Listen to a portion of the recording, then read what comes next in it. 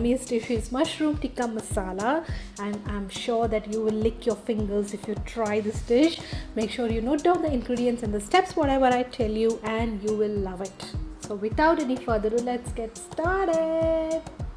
Guys, I'm preparing the tikka masala for this now. So for this I'm adding the curd, 2 teaspoons of red chilli powder, adding a pinch of turmeric to it. Get the good binding for that mushrooms, I'm adding 1 teaspoon of chickpea flour,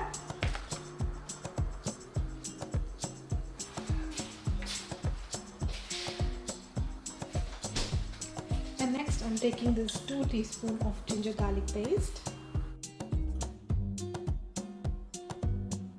adding 1 teaspoon whole of chaat masala,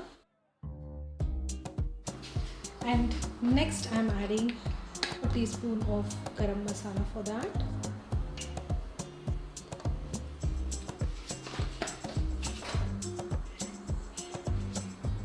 And salt to minimum because mushroom soaks a lot of water and also has that kind of a salty flavor into it.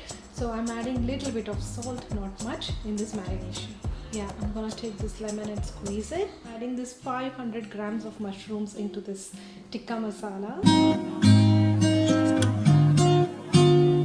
Marination is done, and I am keeping this marination for around 20 minutes just to get that masala inside the mushroom, to get that yummy flavor. So I'm keeping it aside. Let's get started with the gravy now.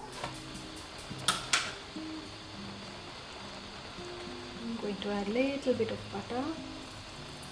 So next I'm adding this marinated mushroom in this pan and roast it a bit.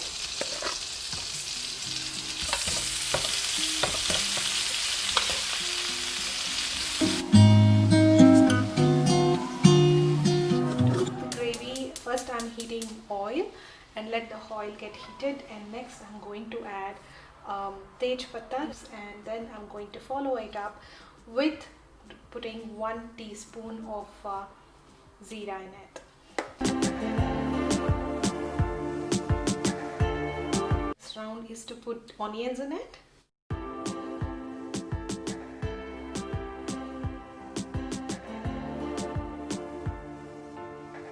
So I'm adding a little bit of salt to it. Onions are done, they are soft and light brown.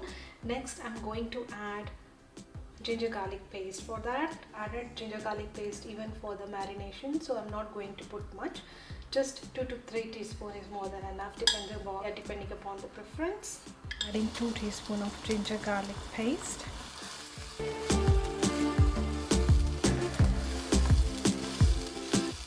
Yeah, I'm going to wait until this ginger garlic paste smell disappears from that, and after that I'm going to follow it up with the spices. And next I'm going to add all the spices.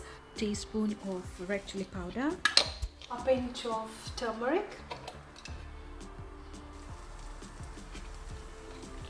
follow it up with just a little bit of garam masala, just a little bit. So all the ingredients are added. I will just roast it for 1 or 2 minutes, and then I'm going to put tomatoes in it, cashews as well. Once the cashews are added, I'll just roast it for around 5 to 7 minutes until the tomato gets soft. And I will let it cool in the room temperature, and then I'm going to grind this into a very smooth paste. So I'm adding this paste which is grinded and to the same pan where we have fried it. I will heat this gravy until the oil separates. I'm going to take that half cooked mushroom masala, and then I'm going to transfer it to this gravy and allow it to cook a bit, and then I will garnish with coriander leaves. I can't wait to try this dish and enjoy myself. You also enjoy cooking this dish. Bye.